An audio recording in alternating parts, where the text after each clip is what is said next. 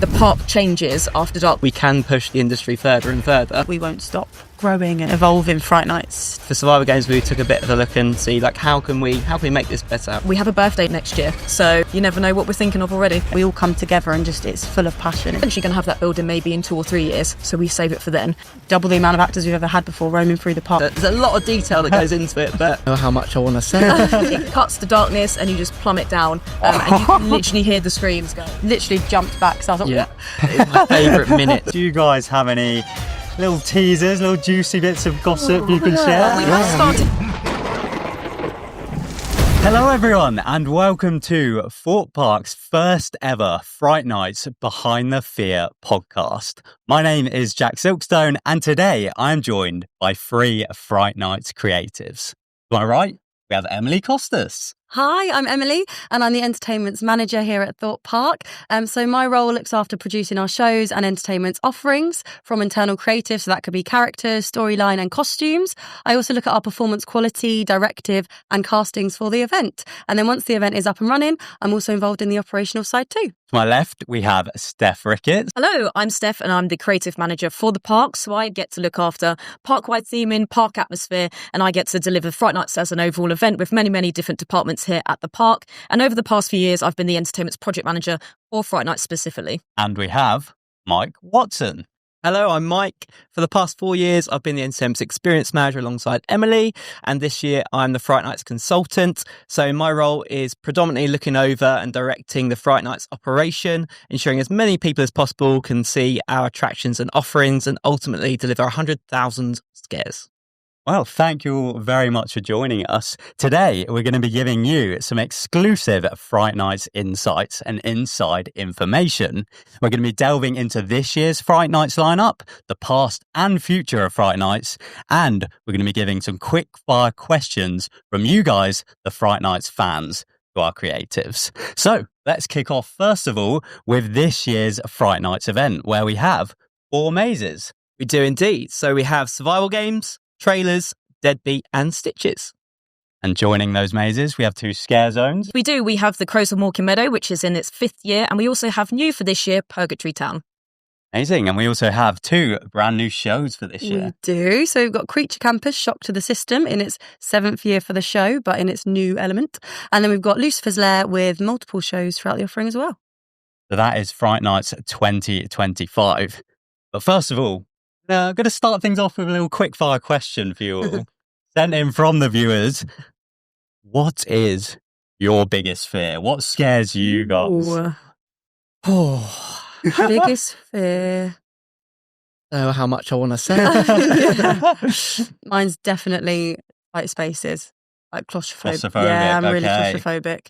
Dark, tight spaces, actually. So yeah. Not good in scare mazes. There we go. That's a good start.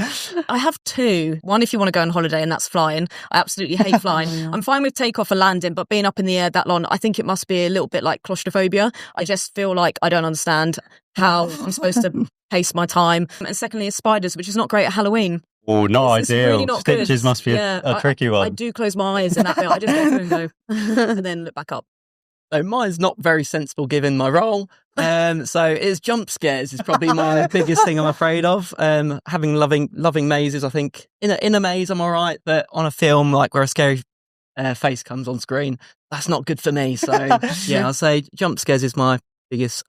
That's so funny. Even though you guys, it's literally your job to create scares and create fear for people. You have your own little worries. Yeah. I didn't actually know that. You've kept that hidden really well. And talking of iconic characters, of course, the disciple of fear that's kind of overarching over Fright Nights this year is Lucifer. Yeah, Lucifer is our key disciple this year. So we've had disciples over the last few years here at Fright Nights. So for 2021, we had Fear. It was our birthday year, 20 years of Fear. So Fear was the conductor of Fright Nights and they oversaw everything. And then since then, we've had a different character. So 2022, we then had the Locksmith.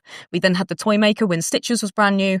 Last year, we had DJ Canistro. And then this year, it's Lucifer. And that's how we start conceptualizing the event is we go back in, the early months of this year.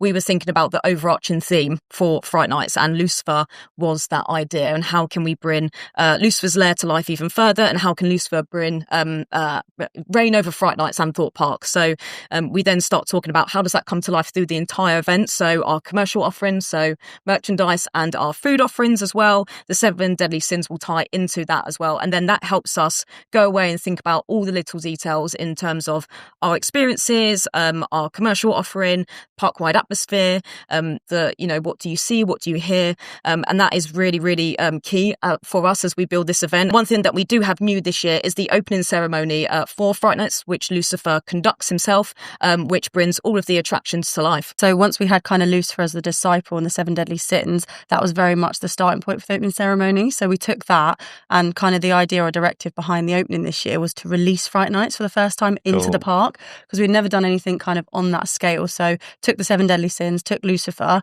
and then we actually kind of embodied each offering with a character that gets released by the minions into Fright Nights. So hopefully the guests then get kind of a feel for each offering if they don't know anything about it before, and those that do know it get that excitement and build up of like Fright Nights is about to begin and be released into the park. So yeah, that was kind of the inspiration behind the opening ceremony, was the 7 Deadly Sins and how can we make Lucifer sort of conduct Fright Nights into the park. So yeah, that was the starting point. Why is it that you've now decided to kind of put in this opening show? Because as you said, normally Fright Nights, it hits 3:00 and kind of the audio will change and all of that. But this year you've really stepped it up and put it into its own kind of show. Yeah, I think we aim to build on it every single year, but also we felt like as an event overall, we didn't have that sort of opening piece. The audio was great, but visually for people to sort of be excited by what we produce and our characters and buy into what they're about to see, we wanted to just level that up really and create more of kind of a spectacle of it opening. So yeah, we did a kind of 3-minute one last year, but we were like, let's go big, let's go 10 minutes, let's really introduce our offerings and make people feel really connected to the start of Fright Nights and kind of just add more theatricality and atmosphere to the park, because that's something we always want to add to our event, is that atmosphere. So yeah, it was just to build on it from a guest perspective and make it more of a spectacle so people feel involved in what's about to happen. So yeah. And Mike, of course, you're quite an operational man. You love your numbers and your data. Yeah. How does the 3:00 switchover work for you? Do you kind of have a plan of where guests are going to be across the park? So getting involved in sort of like the show elements and sort of the distribution of how we have the guests around the park, like the opening ceremony works really, really well from us. Like obviously we want to make our experiences as short a queue time as possible, or make everything as accessible as possible to as many guests. So by increasing our offering, it means that we can distribute our guests more. So when 3:00 hits, we're seeing this year that rather than everyone run straight to the mazes, get straight in the queue lines, we have sort of external queue lines which sort of back up and everyone wants to do the mazes as soon as they open. We now have it that we have the opening ceremony, which brings in loads of people into the middle and again has that sort of really nice piece of advertising the mazes. So again, people that may not be aware of it as well are then going to be aware of all these different offerings and characters, and then hopefully be more likely to want to experience them as well. So from an operational point of view, the opening ceremony is great for, again, distributing out our guests and then advertising to try and get more experiences for our guests. It's that kind of thing that a lot of people don't think about, that you do have to plan where people are going to be on park at different times and kind of try and spread out these crowds, because Fright Nights is a very popular event and every year it seems to kind of level up, and the lineup, of course, levels up with that. And this year, you've, of course, introduced a brand new scare zone, being Purgatory Town. Mm-hmm. Yeah, and Purgatory Town has brought an area to life which was new last year, which was Big Easy Boulevard. And the team have done some fantastic work on the performances, and those characters are bringing that to life. And yeah, it's just a new zone that guests get to experience. So you kind of worked on a lot of the characters within Purgatory Town. So talk us through the kind of concepts from how they began, how they kind of developed through actor rehearsals, all of that. Yeah, so it was really fun because we wanted to, again, taking kind of Lucifer as the inspiration, it kind of has a bit of a link to Lucifer's lore in a way. So I guess our aim was to create characters that were quirky, interactive with our guests, because we've had characters before, but we wanted some really differences between them and ones that guests could go up and interact with, but get a scream and a laugh from, not just kind of just your scare characters. So that was kind of the aim.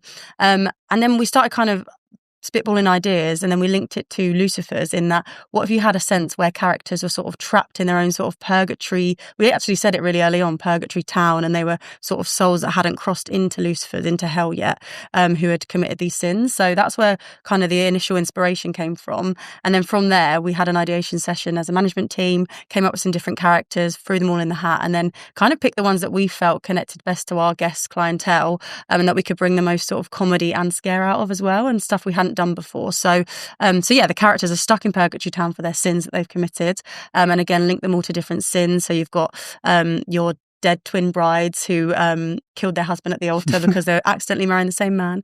So yeah, we like to kind of take our characters and put a thought park twist on them, is what we say. Nice. So if you take a stereotypical character, how do you make it thoughtified, or how do you make it different for guests so they're going to interact and enjoy it? So yeah, so then in the rehearsals, we had a slightly different approach this year, where our acting team play that character for the majority of the run, which meant they really owned that character. And then through our rehearsals, it's obviously very improv based, but they really built on these characters, their background, their stories, why they're in Purgatory Town was really important. So they get that depth of knowledge in the character. So then when they're speaking to the guests, they are that character through and through.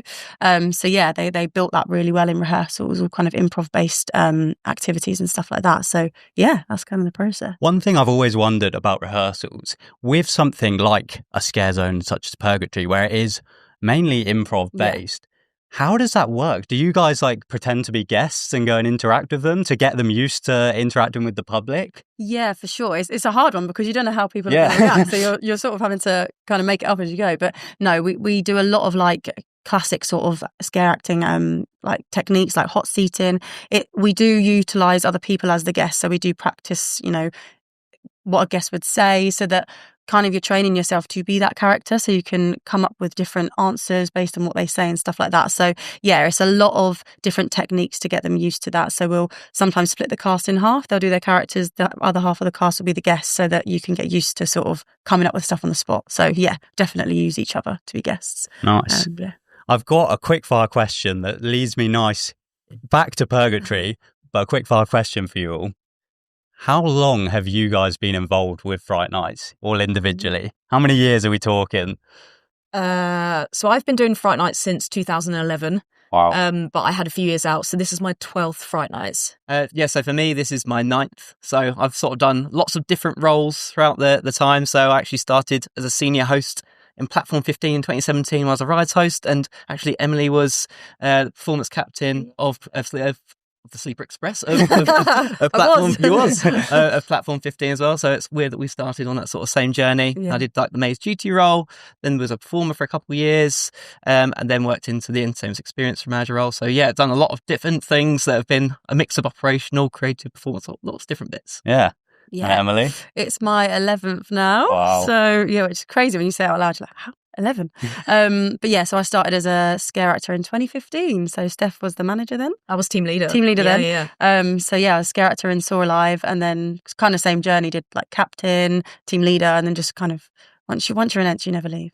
You have to stay all the time, especially in Fright Nights. So yeah, 11. I find Fright Nights is such a wonderful place to be that you always end up, if you leave, you always end up coming back, and there's always a part of you that stays with Fright Night. So similar to these guys, like I started off as a performer as well, and then show captain and team leader and same as experience manager. But no matter what role you have here in Fright Nights, with all of our roles combined or what our team do, there's always something special about Fright Nights, and I think that's why so many people do so many years and so many return here. Yeah. So, Mike, you're the only one that's not double digits. No, you're nearly there. Yeah, nearly there. 32 years between us, isn't it? Yeah. 32. It's still wow. a big number. Yeah, a lot. it's a big number. Yeah. That's amazing. Yeah. So over the years, you guys have obviously performed in multiple attractions. You've been team leader of multiple attractions. How have you found that the event has kind of evolved over the years? And especially in regards to Purgatory, with a kind of roaming team? Because back in the day, I remember they had like the red cloak roaming team. Yeah. How has that kind of aspect of the event evolved over the years? The event has just grown and grown and grown, and there's so much variety. And I think we could, I speak for all of us in our team that we're so proud of how big the event has grown and the type of offerings that we offer. But we always used to have a roaming team who would walk around as a group and would scare people, and that would be their main role, was to just chase our guests across the park and give them that bit of fear, and if they didn't want to go through the mazes. But I think from a Roman point of view, I think the talent and the show's direction in that, and the theming and the props and the set that we give our actors to play with to bring these worlds to life has massively evolved, and it just comes as a full production now. It doesn't just come as, I know we have Roman elements as well, such as entry Roman on the bridge when guests come in, but I think wherever we go, we see it as a package instead of just performers performing and interacting with our guests. I think as well, kind of over the last few years for us, our guest feedback has been a lot around Roman performers. So that's always been something that our guests have always wanted more of or wanted to see more of. So I think with Purgatory Town this year, part of it was that as well, was giving our guests what they want to see and those more interactive elements. Same with the opening ceremony. It's the first thing that people now see is, a team of double the amount of actors we've ever had before roaming through the park to get to the opening. So I think it was also based on what our guests want a lot is roaming performers. So we wanted to add that in more this year than we ever have before as well. I'll say as well that the quality is just sort of raised year on year just through natural. A lot of experience, I guess we said 32 years between us. There's a lot of experience, and we've sort of brought new roles in. We've built our management team a lot, to the point that even with the amount of performers that we're hiring, it's gotten up and up and up every year. We're now at roughly 300 performers, which is huge. So again, the talent pool that we're sort of attracting in is really, really good. It's always on the up.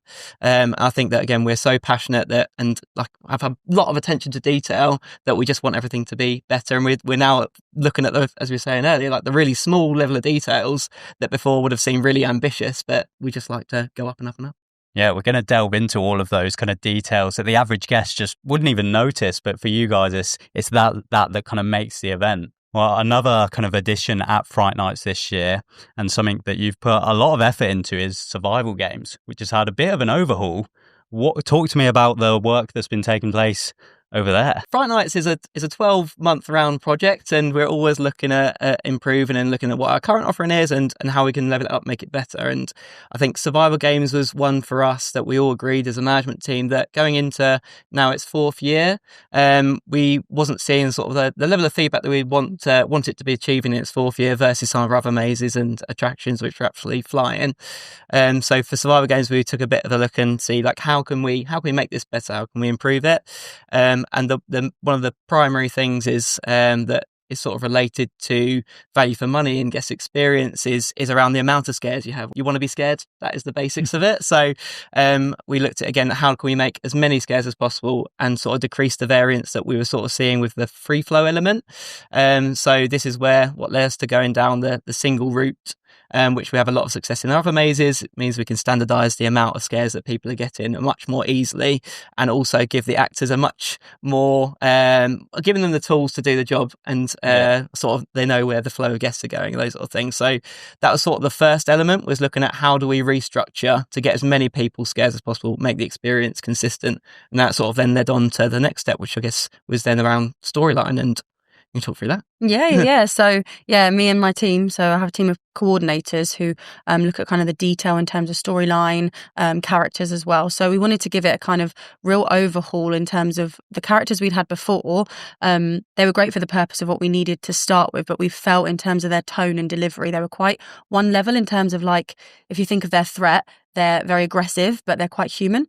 So we wanted to kind of bring in the idea of the specimen characters that had been, injected with this Cyrex formula, that was kind of mutating them, because that's a different kind of threat then, and we can have variance between the different specimen you see. So it's not just one tone. So that for us was the main kind of goal behind the characters and performance, was that we wanted to create some variance in what guests were experiencing, and it wasn't just the same throughout, because that's personally how we felt the characters were coming across. So we still wanted the aggression, still wanted it to be intense, but then developed these kind of 4 different specimen type characters that then took over this idea of the aggressor in the maze that you come across, and then our elite watchers who were still controlling the game. So the premise is the same, you just got a different kind of character type that is attacking the guests in the game. So that's where we then developed that, and then spent time with costume, thinking about the look and how we make that unique as well. So threading the Cyrex sort of formula through the visuals of the costumes as well. So that was sort of our creative process around that. So would you say you all kind of sit around a table with a maze like survival games and all kind of throw in your own departments, worries, concerns, things you'd like to change? Yes, we do. We do them in the form of ideations, and that can be the whole team, or that can be in like kind of smaller groups. For example, when we talk about survival games, the entertainments project supervisors who work alongside me, they would go away and take like what Emily and Mike have worked on and go, okay, so let's think about, what does the signage say? Where's that going to go? We'd then work with the production team about content on the pre-show screen, and then they would then go away and work out, okay, how do we get the attraction back up to a good standard? And then what's the new overlay onto that? What do the moving light heads outside the front do on this version of survival games? So we then go away and work in our smaller groups for that. We have had ideations for our attractions for the last few years as well, and that's where it always starts, is round a table in a room. So survival games isn't the only improvements you've done to previous attractions this year. You've kind of done little touch-ups on all of the mazes, trailers especially. Yep, we've got 2 new rooms in trailers. So we have one is the Hollow Veil, which is a mashup of the Roots of Evil attraction that we had in 2020, and also a nod to our Walking Dead era as well, where we had Do or Die. And then our second room is X24, which is a nod to Experiment 10, which was our attraction for our 10th anniversary at Fright Nights here in 2011. Even though this year at Fright Nights, we obviously haven't had a big kind of headline new maze, you've really spent time on improving all of the attractions that you already have at the park. Yeah. And I think to add to the point about, ideations, is that we will go away and think about all the crazy ideas that we want to do. And I think the last few years we've been able to take them off the table and bring them to life. So it's not a, no, we can't do it. It's a, we've never done it before. Who do we speak to get this to happen? So things like the trailers rooms, for example, we won't just decide what rooms that we want to put in. We'll look at the data. So, these guys go away and collect data from our guests and what the results are saying. And then we'll go, okay, this is what the guests want to see. So, for example, in 2022, the Dolls room in trailers was one of the highest scoring rooms from our guest point of view. So then that led us down the path of looking at the Stitches theme for 2023. That's what the guests were saying that they love and want to see more of. So the trailers rooms were based off of data. And actually, trailers has peaks and troughs in its journey. So you go from the first room being intense, and then the second room being fun. Yeah. Then you go to the third room, it's something completely different. You might have a character who speaks. The next is more creature vibe. So not only do the new rooms give new variety for our guests, they make the journey of trailers unpredictable. So it means that the guests don't know what's coming around the corner every time they go into a new room. Yeah.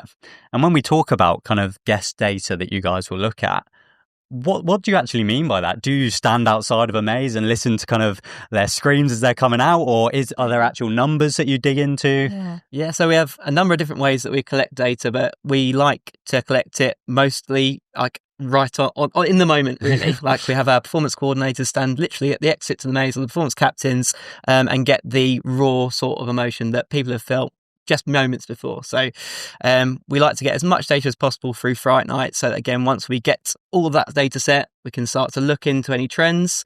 Again, Steph, as you have referenced around sort of the trailers scores, in that same year we looked at, in 2022, variants of experience. So to see what the most common out of 10 score was, and the most common low out of 10 score was, so that we could see sort of the level of variance and experience we were getting. And that's sort of what led us to seeing that in survival games as well, the variance was much higher, where we had the free flow element, which then made us try and like make those boundaries a little bit shorter.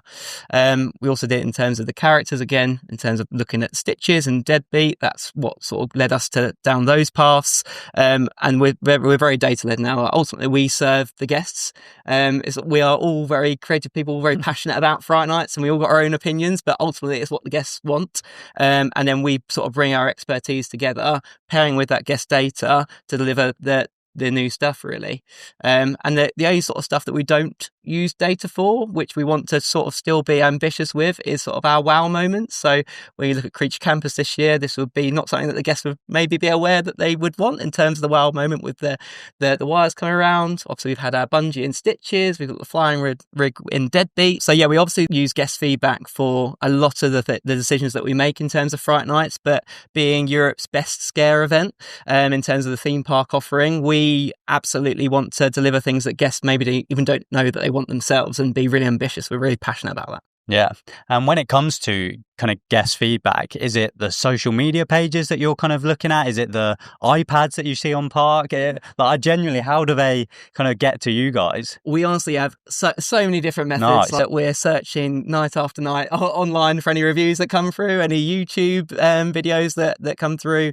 It's a really good way of capturing in the moment feedback. We like to stand there and be in the detail ourselves, and obviously we go through the offerings, we experience them, but ultimately we see things through a very different eye to how our guests will, and we will maybe be more critical or more forgiving of certain things, and I guess we'll see it that are seeing it completely fresh. So yeah, we'll obviously look through all the different social medias. So if you ever do have a feedback or a review as well, as much feedback as possible is what we want, because we absolutely use it. Like, the Fright Nights is for our guests, so that is really important. We go through every single avenue. Yeah, we also get sent the product scores as well. So when you are on Park, you can do a KPI.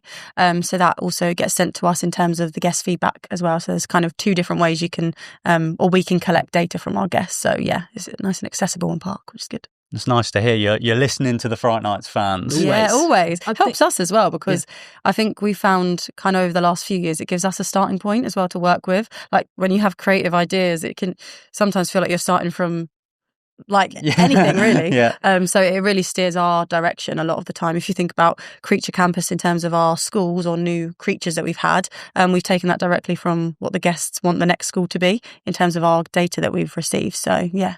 Do you guys still get scared at Fright Nights, or are you so numb to it that you can just stand back with a smile, or do you still get the odd jump scare every now and then? Tell you what, going through a scare maze, and I think if we're made jump, we'll always do like a round of applause, because again, we again are very desensitized to it, sort of in the moment. So if someone does something that's unique, creative, we've not seen before, then absolutely we'll jump, and we will find that person. We'll send them a lot of praise to say well done. Yeah, I was going to say, I got a great one the other day in survival games. It was the one of the strobe container rooms.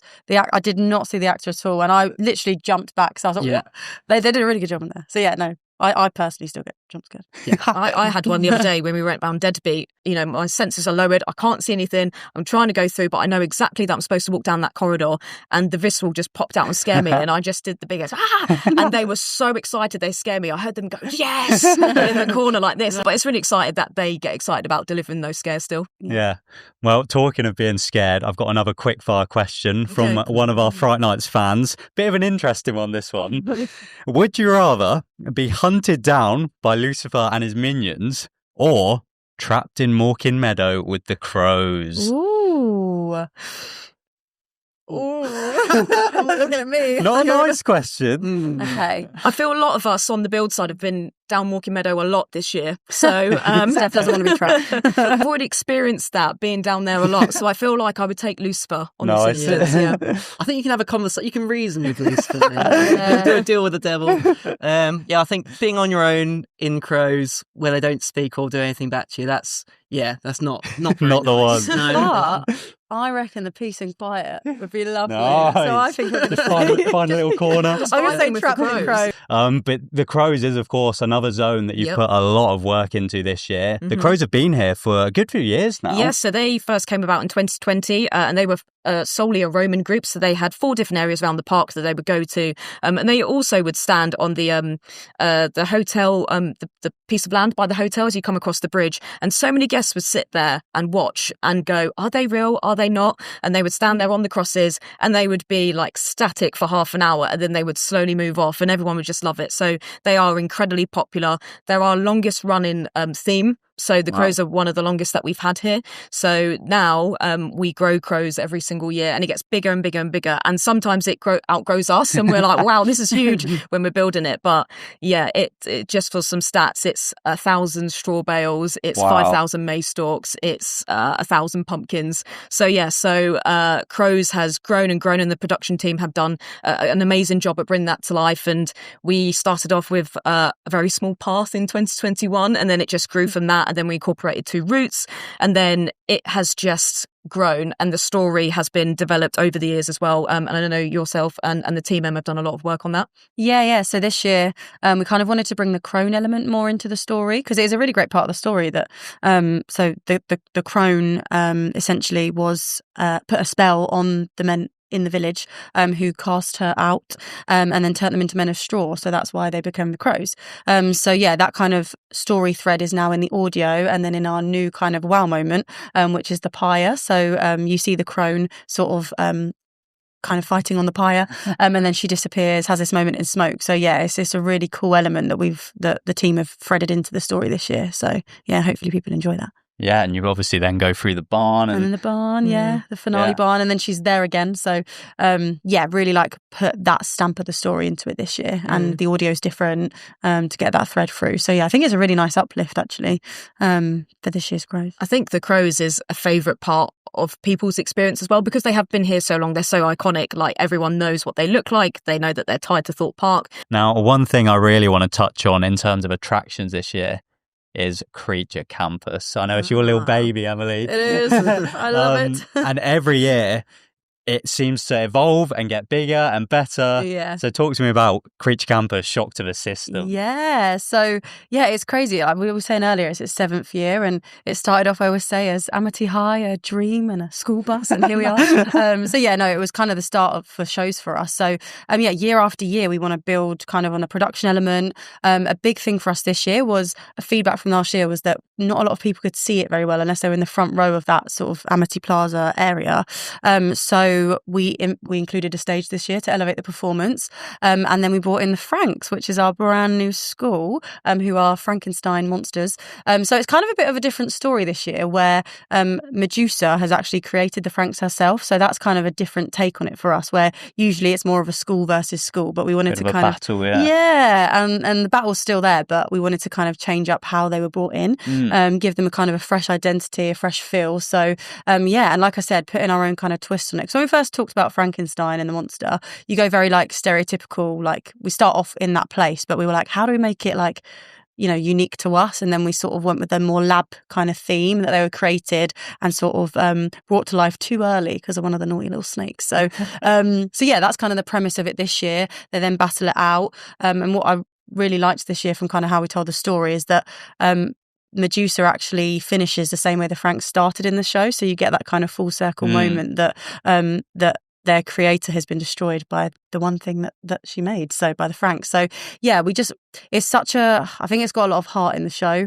a lot of passion. There's so many people that kind of love the story and the lore of Creature Campus that we just have the right people that love it and want to build on it year after year, whether it's people that do the scripts, the choreography, and the lighting, the production. Like, we all come together and just, it's full of passion. It's like such a passion project to build it. So I don't know what we're going to do next year. That's the issue. It keeps getting better and better. So with a show like Creature Campus, where does the creative kind of begin with that? Do you start with the base storyline of the characters, or does it start with the music? Yeah, so it usually starts with the new school or the new characters. So like I said, this year we looked at the data, and zombies came quite high in terms of what the guests wanted to see.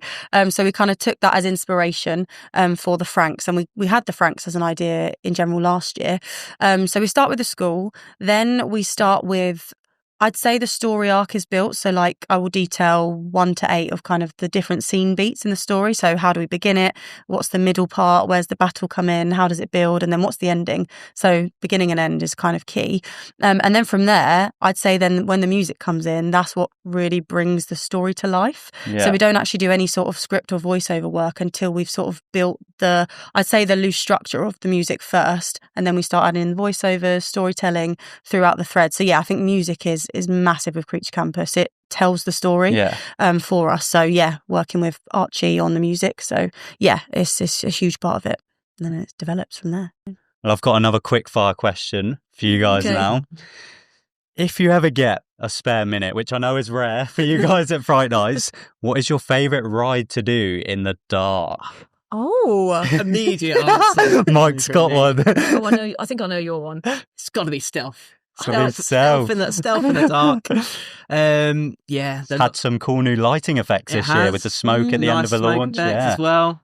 Stealth for me. You said something different to what I thought you were going to say. Really? Yeah, I thought you'd say Colossus. This is my baby, but stealth's the Still best love ride. stealth. I would say Hyperia, but I really want to ride Hyperia in the dark this year with the new lighting effects, where it turns out as you go down.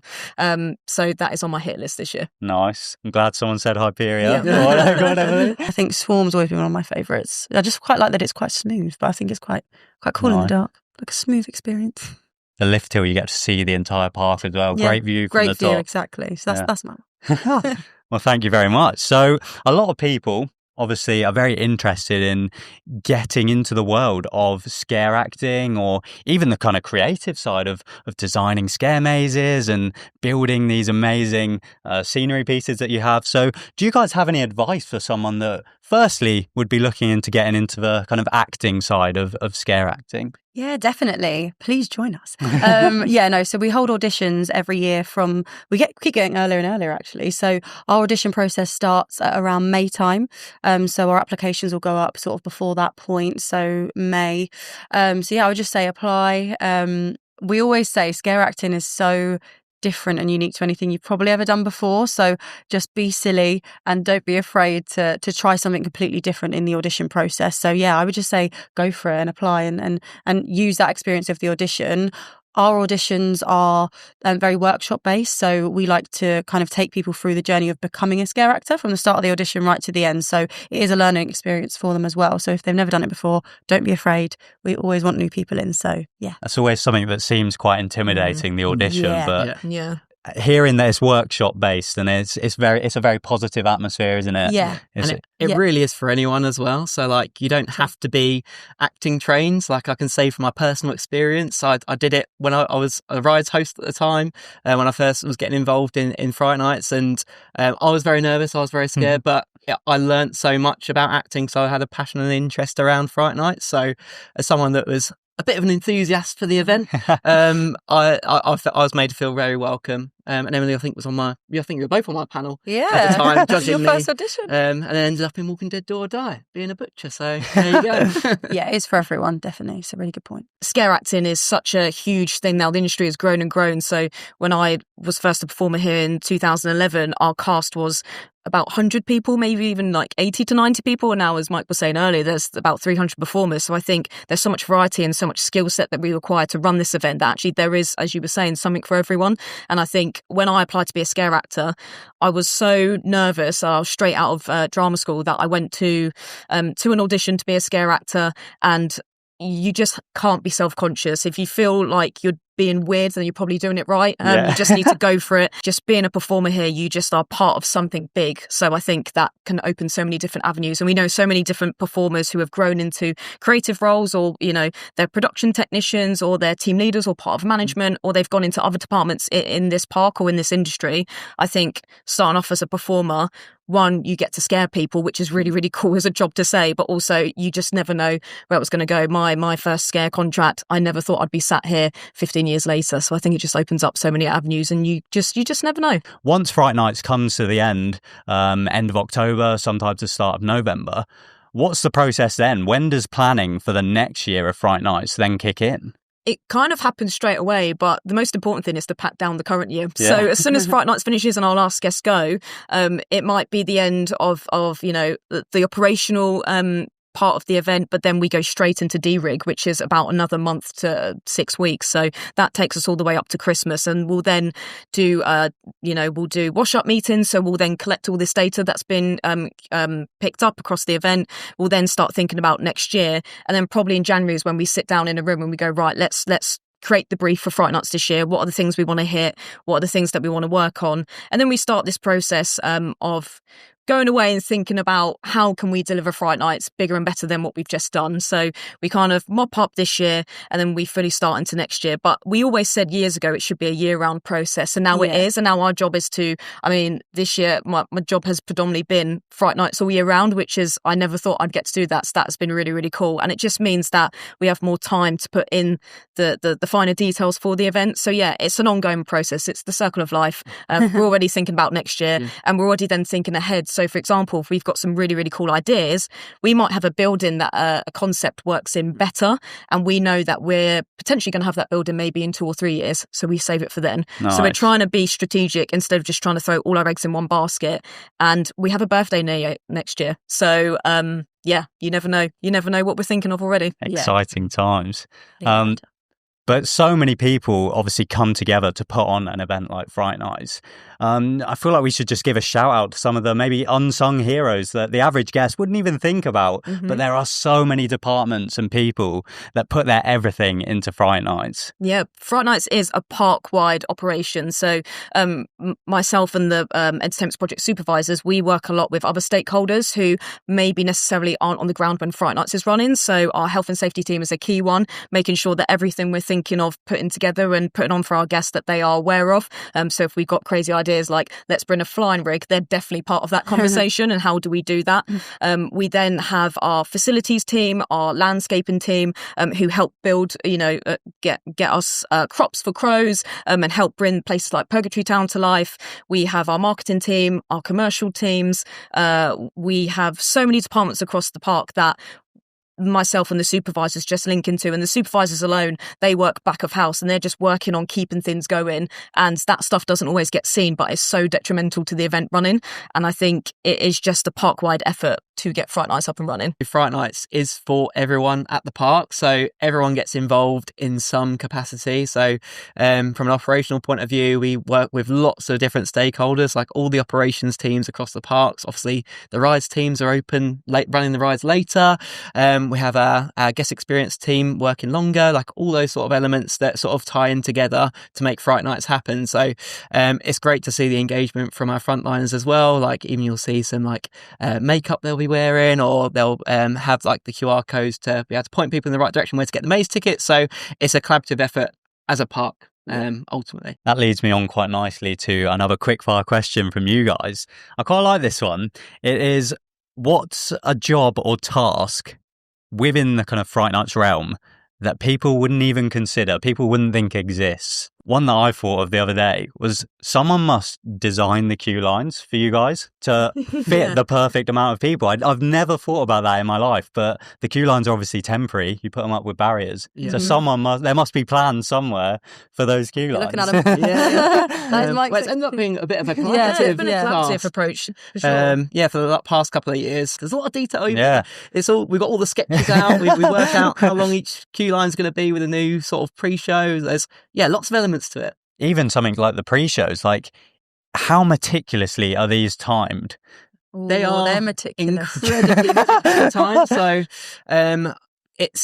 we've got to think about with the Fright Nights maze, it's a bit different to like, we've got so many guests that need to come through our experiences. We have thousands of guests every day that want to get through our mazes. So especially between myself and Emily, we always have worked at refining the perfect balance between getting the story to come across, but ultimately allow the right amount of people to get through the mazes that want to get through them. So when we're talking about the meticulousness, we're talking about stage directions of at this exact second, this person will step from here to here.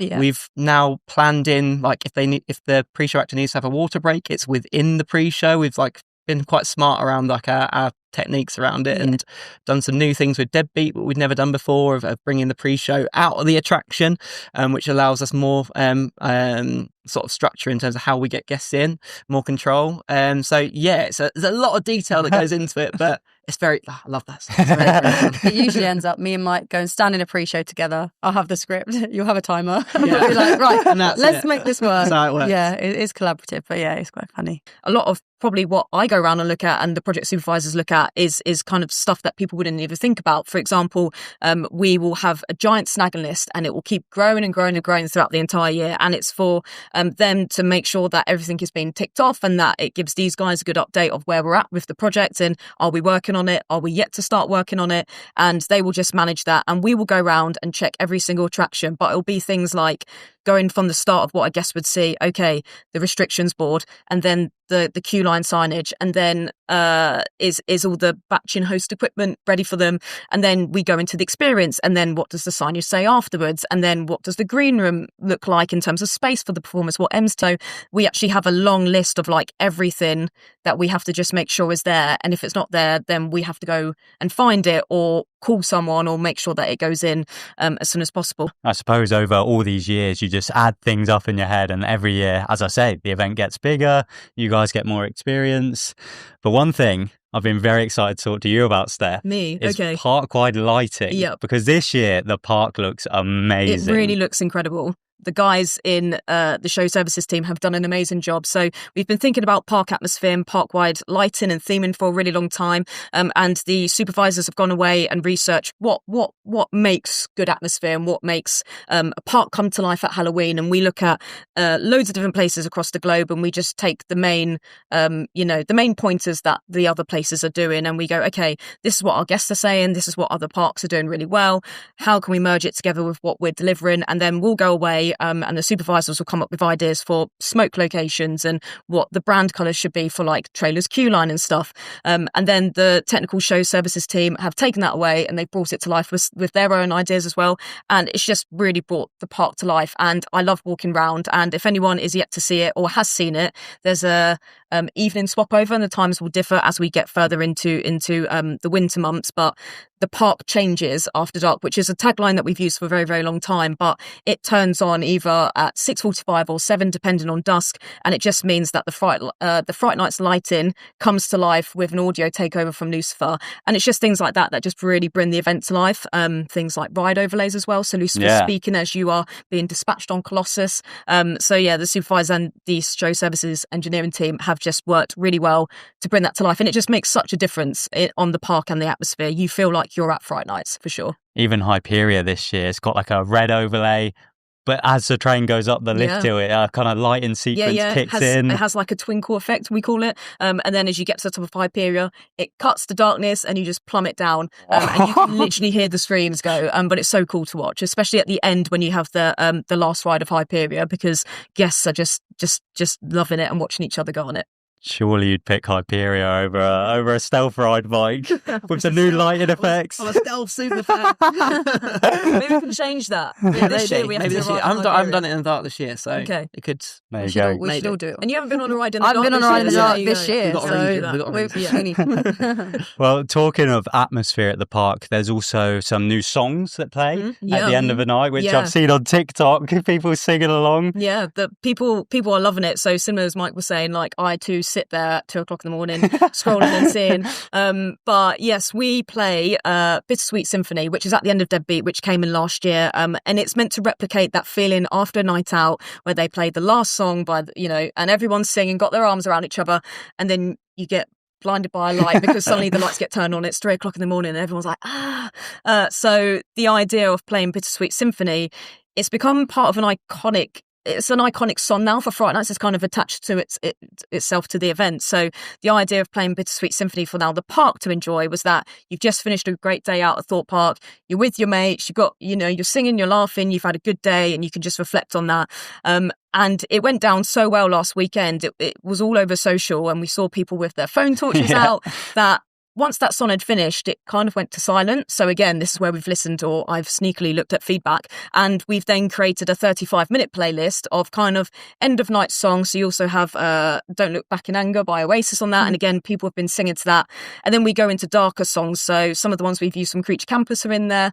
You've got a darker version of Toxic in there. So it then just gives a bit of atmosphere with some commercial music. And music is so powerful. And I think, people have already got emotions attached to music, and it's been amazing to see. Like I went down on Saturday and just stood there in Hyperia watching, and then you had people like waving their arms and stuff. And it's just really lovely to see that, one, we listen, it shows we listen to the feedback, two, people are having a good time, and what we put on just makes people day. And I think that's really lovely to see. Music's huge for us, I think. And every year I think we think, how are we going to find more Halloween tracks? And somehow they're out there. Yeah. So like, yeah, it's massive, and it's kind of a nice challenge to find like the new Fright Night sound or like tracks for the shows and stuff. Like, yeah, it's a massive part of what we do. I think it's one of my favourite parts of my job as well, is working with people that are passionate about music and bits like that. It's so fun. Well, I've got another quick fire question for you guys now. Okay. What is your favourite Fright Nights tradition From over the years? Something that you always look forward to every year? Mm-hmm. Got one off the bat. He's ready. I'm ready. So the Fright Nights induction for me is the absolute most special night of the year. I say it's always like, there's actually one specific minute. It's my favourite minute of every year I've ever done Fright Nights. It is phenomenal. The Fright Nights induction happens sort of early September, or this year, the end of August, because we've had a bigger rehearsal period this year. But essentially, it is the first moment where everyone comes together. We've got 350 odd people in the marquee, where we sort of do all the initial training for Fright Nights. And in that moment, right at the end, we have all of the casts get called out in order, their names, to stand in their location in the marquee, and they're meeting their castmates for the first time that they're going to make all these amazing memories with together. Yeah. And they're all like, oh, what we in? And then obviously we know, because we put them in that area.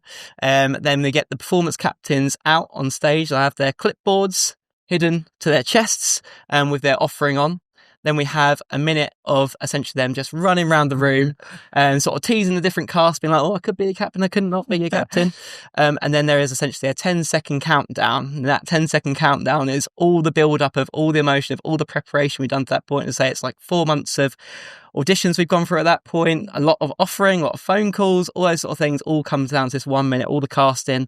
And then that 10-second countdown to the reveal, and the amount of elation that is in that room is just so special. It's just like a proper human feeling moment where everyone knows that who they're going to be working with for Fright Nights, who their captain is, and essentially they know their offering and what they're going to be acting as. And for me, like I've experienced that myself firsthand, and I loved it. And I know that it makes a lot of joy for a lot of people. So for me, that is the moment, hands down. Nice, very good. I think mine is probably on the opposite side. You're at the start, mine's at the very end. So I think our final sort of show that we have of all of Fright Nights is always a really special moment for me, because so management team all come and watch the very last show that we ever do, and it kind of sums up the whole event really nicely.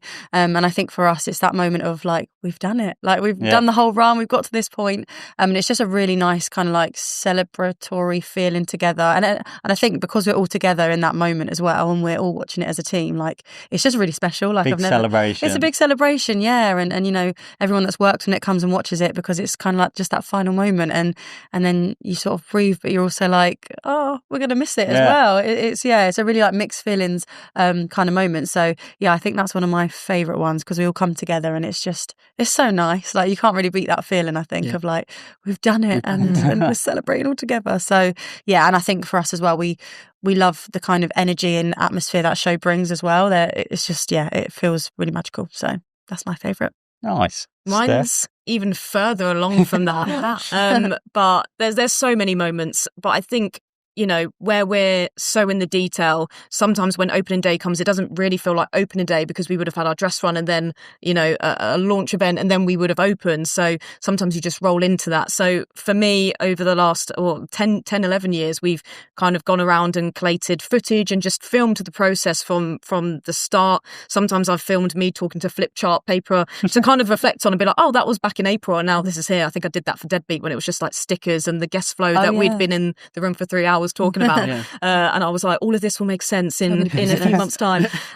So I just love documenting in general my life, but also here, because I think it's such an interesting place to work, and you will never work anywhere else. Every day is different here. So I just love documenting that through photos, through video. But we put a cast video at the end, which our cast, crew, creatives and everyone who's been part of Fright Nights gets to watch at the end of Fright Nights as the event. And I get to put it together, and then we get to show it to our team. And my favourite bit is watching all of you guys watch it back, and then I get really emotional because of the reactions, and it just gives a good conclusion of the event. Well, Fright Nights has now officially been awarded Europe's best theme park scare event. So first of all, congratulations. So, That's an amazing title to hold. Yeah. Do you ever feel the pressure of the awards that Fright Nights often wins?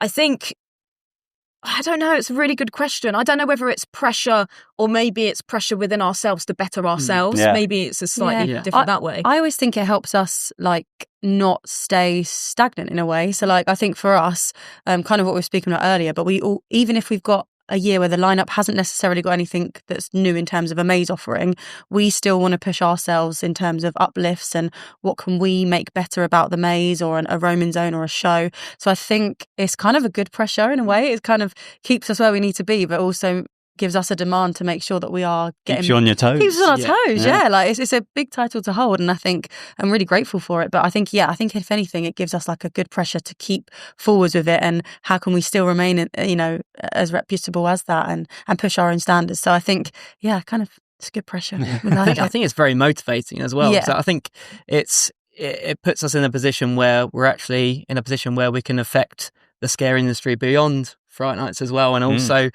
by leveling up Fright Nights, we can create more competition for the other parks and to keep us honest and that sort of things. I think actually it gives us a responsibility to continue to grow the scare industry and themed on-site entertainment as well. So it is a pressure, but it's one that I wouldn't shake off for the world. Yeah.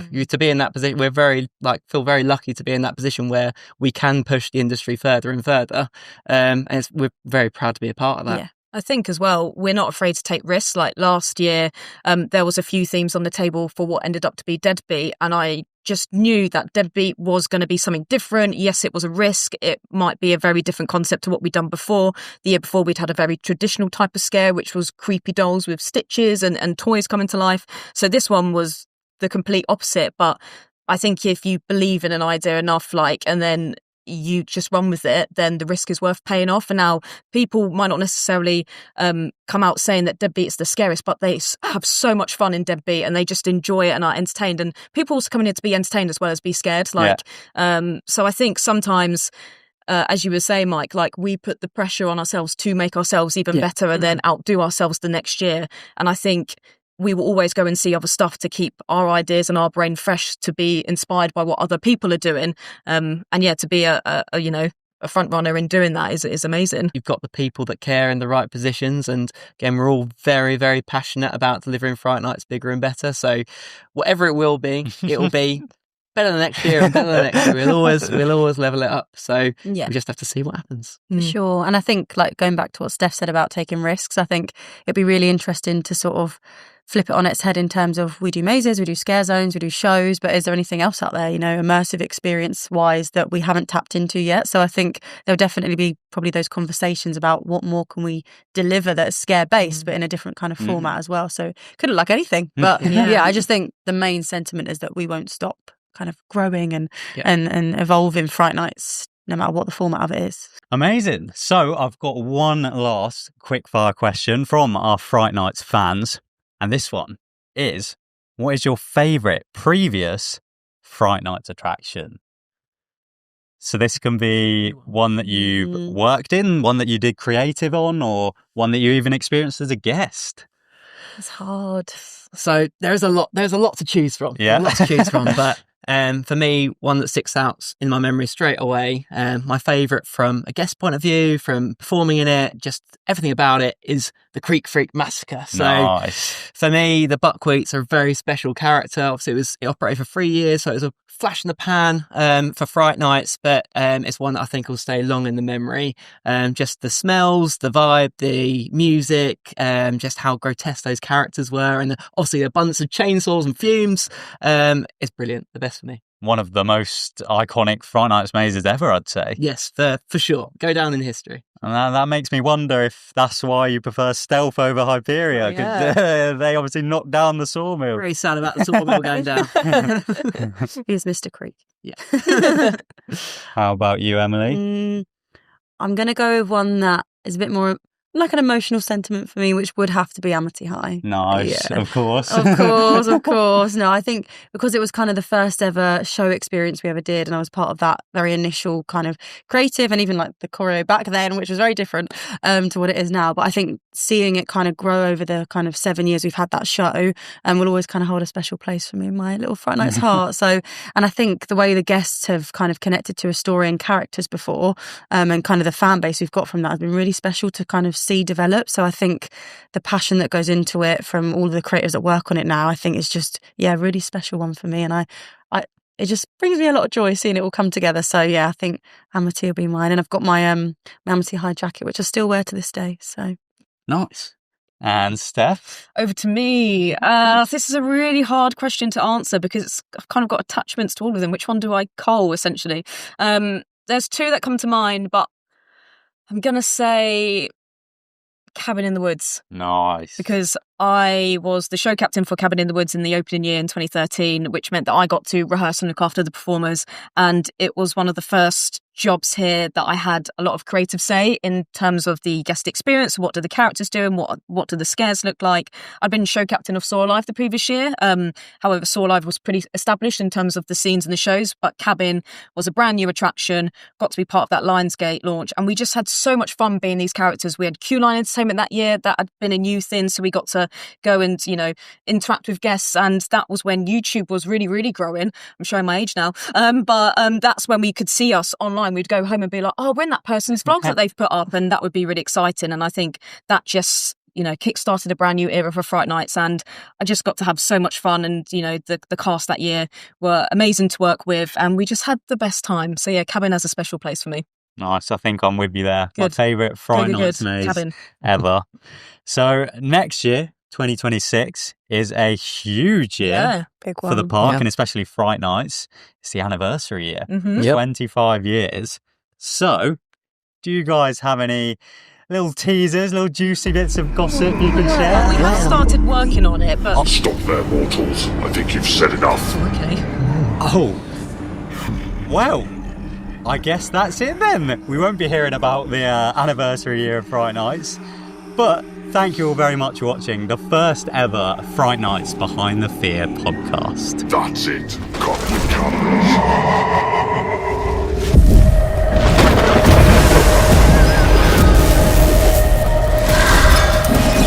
Fright Nights has been amazing.